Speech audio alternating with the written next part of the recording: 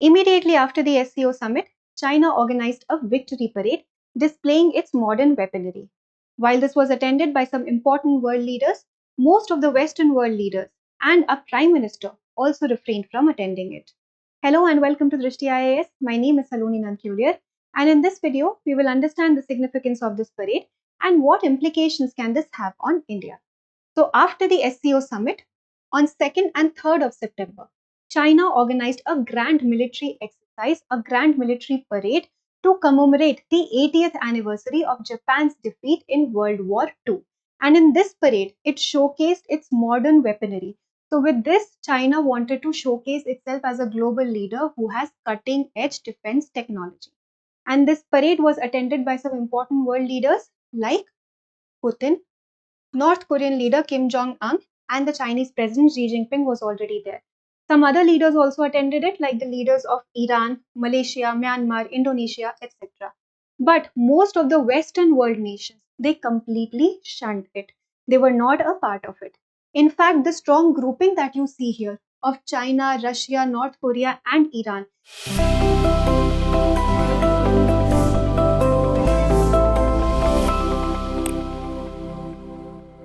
this is referred to as the Axis of Upheaval by the Western nations. The Axis of Upheaval or the Quartet of Chaos. And the four main nations, the four core members here are TRINC: China, Russia, Iran, and North Korea. These were the members who attended the Chinese Grand Parade also. This basically is seen as a counter to the Western dominated alliances like NATO, Quad, AUKUS, etc. And this is termed as the Axis of Upheaval or the Quartet of Chaos by these Western nations. Now let us look at the weaponry that was displayed. So China is the second largest spender of defense. So it invests heavily in its defense technology. After the US, it's the second largest spender. And a lot of weaponry was displayed here. We're not going to go through all of them, but some important ones were DF-61, which is an intercontinental ballistic missile.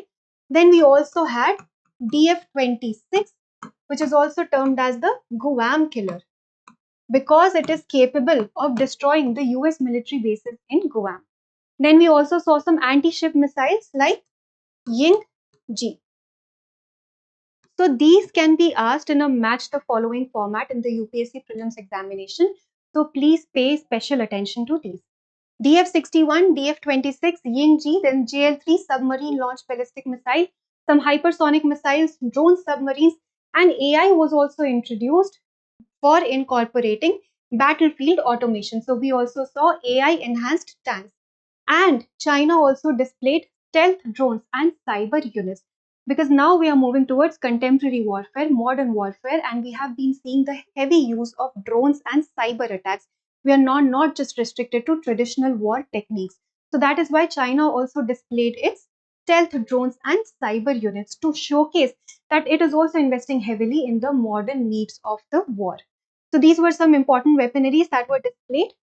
But what was the diplomatic implication of this parade? So as I already mentioned that these nations, the CRINC nation, it is basically seen as a counter to the Western alliances of NATO, Quad or AUKUS. So this way, China basically showcased that it is capable of developing a global South solidarity. It can also isolate itself from Western dominance or the Western dominated nations and establish a global South solidarity and display its modern technology, cutting edge technology, and invite these leaders. And in fact, Japan had actually made a request to the world leaders to not attend this thing. But despite that request, the world leaders, they came and they attended the parade. So what was India's stand here? India's stand was that Indian Prime Minister did not attend the parade, but there are some sources which say that India's ambassador to China, he attended the parade. But India did not attend the parade, like the Prime Minister did not attend the parade. Some possible reasons could be that India is a part of the strategic alliance of Quad. And Quad informally is seen as a way of countering China.